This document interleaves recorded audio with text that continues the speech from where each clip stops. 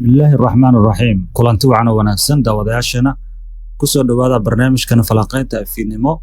Waxaan ku soo qaadan doonaa qodobada caawa duqeymaha cirka isku sii shareeray bariga dhexe iyadoo Iiraan ay weerartay safaaradda Mareykanka ee Sacuudi Carabiya. In ka badan 3 meelood meel dulmaadyadii ku wajahnaa bariga dhexe ayaa la baajiyay maanta oo Talaado ah. Jarmalka oo u yeeray safiirka Iiraan si wax loogu weydiiyo xaaladda cakiran.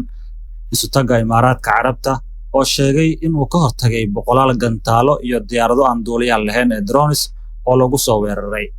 Ciidamada nabad ilaalinta ee qaramada midoobay oo sheegay in ciidamo Israa'iili ah ay gudaha u galeen xadka Lubnaan iyagoo sameeyay dhaqdhaqaaqyo xuduud dhaaf ah. Diyaarad aan duuliyaal lahayn ayaa ku dhacay dekedda ugu weyn ee Cumaan, wax khasaarahana lama soo sheegin. Intaas iyo qodobada kale ee nagu soo kordho ayaa halkan ku qaada dhigi doonaa. Fadlan waxaan ka codsanaynaa muuqaalka like inaad noo saarto si meel dheer uu u gaaro. Haddii aad nagu cusub tahayna channelka subscribe noo saar. Mahadsanid. Iiraan oo weerartay safaaradda Mareykanka ee Riyadh.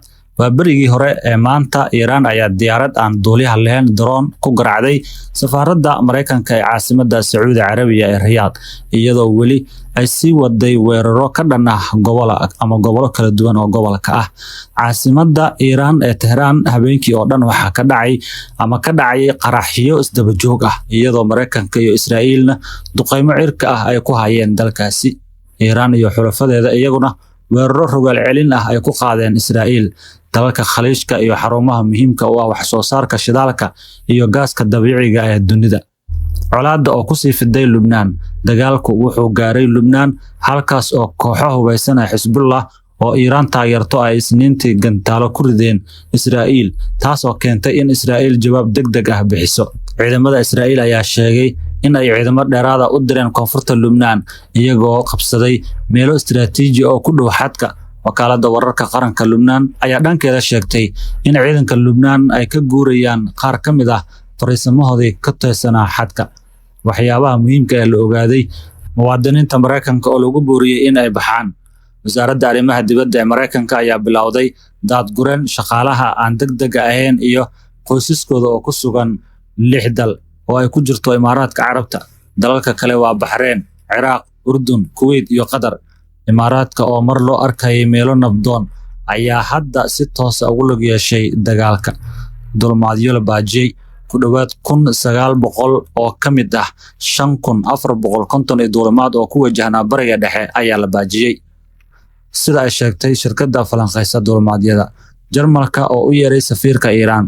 Wasaaradda arrimaha dibadda ee Jarmalka ayaa u yeertay safiirka Iiraan iyagoo cambaareeyay weeraro ay ku tilmaameen kuwo aan kala sooc lahayn oo xad dhaaf ah oo ay ku jiraan kuwo lagu beegsaday rayid.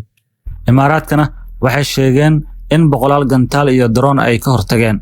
Wasaaradda difaaca Imaaraadka ayaa sheegtay inay ka hortagtay 186 gantaal iyo 812 drone tan iyo dhamaadkii toddobaadkan. Waxyeelada la sheegay waxaa ka dhalatay burburka gantaalada la qabtay, balse aanay jirin weerar si toos ah u guuleystay. Ciidamada nabad ilaalinta ee qaramada midoobay koonfurta Lubnaan ayaa sheegay in ay arkeen ciidamo Israa'iiliyiin ah oo ka tallaabaya khadka buluuga ah ka hor inta aysan dib ugu noqon koonfurta.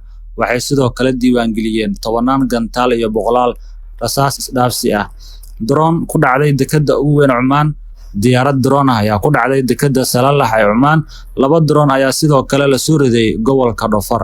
Wax khasaare naf ah iyo hanti aan lama soo sheegin. Kumanaan Suuriyaan ah oo ka qaxaya Lubnaan, in ka badan 10,600 oo qof ayaa Isniintii ka tallaabay Lubnaan una gudbay Suuriya. Badankoodana waa Suuriyaan ka cararay duqeymaha Israa'iil. Qaxootiga ayaa sheegay in wadooyin ay buuxsameen, safarkuna uu noqday mid aad u dheer oo daal badan. Norway oo lagu dhaliilay mowqifkeeda. Diblomaasi Israa'iili ah oo ku sugan Oslo ayaa ku dhaliilay Norway in ay diiday taageerada weerarka Iiraan, isagoo su'aal geliyay dhinaca ay taariikhdu ka xusi doonto. Wasiirka arrimaha dibadda ee Norway ayaa sheegay in weerarkan uusan waafaqsaneyn sharciga caalamiga ah. Zelensky oo u ballan qaaday Imaaraadka gargaar ka dhan ah drone-yada. Madaxweynaha Ukraine Volodymyr Zelensky ayaa sheegay in uu diyaar u yahay in uu Imaaraadka ka caawiyo difaac ka dhan ah drone-yada Iiraan, isagoo xusay khibrad dalkiisa u leeyahay ka hortagga drone-yada Shaheed ee Ruushka uu adeegsado. qaramada midoobay oo dalbatay baaritaan ku saabsan dugsi la sheegay in la duqeeyay. Madaxa xuquuqda aadanaha ee qaramada midoobay ayaa ku baaqay baaritaan degdeg ah oo dhexdhexaad ah kadib weerar sheegay in dugsi gabdho ku yaala magaalada Minab la duqeeyay. Ilaa iyo hadda lama cadeynin cidda ka dambaysa. Qatarna weerarada jawaab la'aan ma noqon doonaan ayay tiri. Mas'uul Qatari ah ayaa sheegay in weerarada Iiraan aan laga aamusi doonin, isagoo xusay in isku day lagu beegsaday garoonka diyaaradaha ee Xamaad ay sababeen in ka badan 8,000 oo qof oo ay ku xanibmaan. Turkiga ayaa ku baaqay in rasaasta la joojiyo. Wasiirka arrimaha dibadda Turkiga ayaa ku baaqay in weerarada la joojiyo isla markaana dib loogu laabto miiska wadahadalada, isagoo sheegay in colaaddu si horeyso aysan xal keenaynin.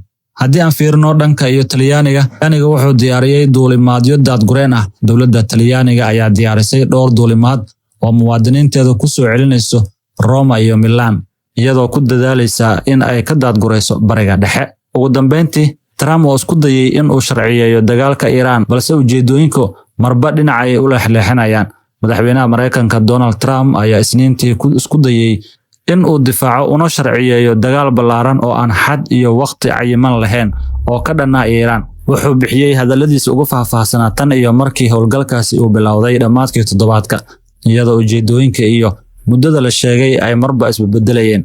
Trump oo dib ugu laabtay aqalka cad kadib toddobaadyo uu ku qaatay Florida ayaa sheegay in duqeymaha cirka ay wada bilaabeen Mareykanka iyo Israa'iil Sabtidii hore. La filayay in ay socon doonaan 4 ilaa 5 toddobaad, balse suurtagal ay tahay in ay kasii dheeraadaan. Ololaha militariga ayaa lagu dilay hogaamiyihii sare ee Iiraan Ayatollah Ali Khamenei, waxaana la sheegay in ugu yaraan 10 markab oo dagaal oo Iiraan ah la quusiyay, halka in ka badan 1,000 bartilmaameedna la garaacay. Waxaan durba ka horeynaa jadwalka aan qorsheynay, laakiin muddadu ha noqoto intay doonto. Waa hagaag, wixii loo baahdo waan sameynaynaa, ayuu Trump ka yiri munaasabadiisa ugu horeysa ee dadweyne tan iyo markii uu dagaalka bilowday. Ma uusan soo hadal qaadin arrinta beddelka nidaamka rejiimka janjiga loogu yeero, balse wuxuu ku dooday in dagaalku uu yahay mid looga hortagayo in Iiraan ay hesho hub nuclear ah, arrin ay Tehran beenisay in la joojiyay bartilmaameedka gantaalada riddada dheer. Haddii nidaamka Iiraan helo gantaal riddadiisu dheer tahay iyo hub nuclear ah, waxay halis aan la aqbali karin ku noqonaysaa bariga dhexe iyo shacabka Mareykanka, ayuu yiri. Hadallo iskhilaafaya iyo fariimo kala duwan ayaa ka soo baxaya. Hadalladan waxay ku soo beegmeen maalmo ay jireen warmurtiyeedo iskhilaafaya oo ka imaanaya madaxweynaha. Intii uu weerar ku socday, Trump wuxuu faahfaahin ka bixiyay 2 muuqaal oo gaagaaban iyo wareysiyo gaargaar ah, balse ma uusan jeedinin khudbad qaran oo telefishinka laga sii daayo. Arrin caadi ahaan la sameeyo marka tallaabooyin militari la qaado, taas ayaana keentay jahwareer ku saabsan wax dhab ahaan la hiigsanayo. Qoraal lagu daawacay barta X, afhayeenka aqalka cad Levitt ayaa sheegtay in Trump uu dejiyay ujeedooyin cad, kuwaas oo ay ka mid yihiin in laga hortagayo weerarada ay qaadaan kooxaha ay taageerto Iiraan iyo in la joojiyo soo saarista miinooyinka wadooyinka lagu aaso ee lagu weerari jiray ciidamada Mareykanka kadib duulaankii Ciraaq 2003. Sabtidii markii uu Trump ku dhawaaqay weerarada, waxa uu ugu baaqay shacabka Iiraan in ay dalkooda dib u qabsadaan, hadal u muuqday mid tilmaamaya doonista isbeddel nidaam. Axaddii wareysi uu siiyay The Atlantic wuxuu sheegay in uu diyaar u yahay wadahadal lala yeesho cid kasta oo hoggaanka u noqota Iiraan. Sidoo kale wuxuu u sheegay The New York Times in howlgal uu bishii Janaayo ku qabtay madaxweynaha Venezuela Nicolas Maduro uu tusaale u noqon karo mustaqbalka Iiraan. Venezuela, hogaamiye cusub oo horey ula shaqeyn jiray Maduro, ayaa xilka la wareegay isla markaana la shaqeeyay Washington, balse xaaladda Iiraan way ka duwan tahay maadaama weerarada Mareykanka iyo Israa'iil ay meesha ka saareen dad badan oo la filayay in ay xilka ay la wareegi karaan. Muddada howlgalka oo marba isbedelaysa. Markii hore Trump wuxuu u sheegay Daily Mail in howlgalka laga yaabo inuu qaato 4 toddobaad ama ka yar. Kadib wuxuu The New York Times haddana u sheegay 4 ilaa 5 toddobaad. Hadallo kale oo uu jeediyay Axaddii iyo Isniintii wuxuu fursad u furay in howlgalka sii socdo ilaa iyo laga gaaro ujeedooyinka. Warqad uu u diray Kongareeska uu helay Politico, Trump kuma uusan cayimin wax waqti ah. Inkastoo Mareykanka uu doonayo nabad degdeg ah oo waarta, haddana lama saadaalin karo xilliga, baaxadda iyo muddada howlgalka militariga ee laga yaabo in laga maarmaan ay noqdaan, ayuu ku qoray. John Alterman oo ka tirsan xarunta CSIS kana soo shaqeeyay wasaaradda arrimaha dibadda Mareykanka ayaa sheegay in Trump uu u muuqdo in si ula kac ah u daayay natiijada kama dambaysta ah mid aan qeexnayn. Uma muuqato in si gaar ah ugu go'an yihiin hal natiijo cayiman ayuu yiri.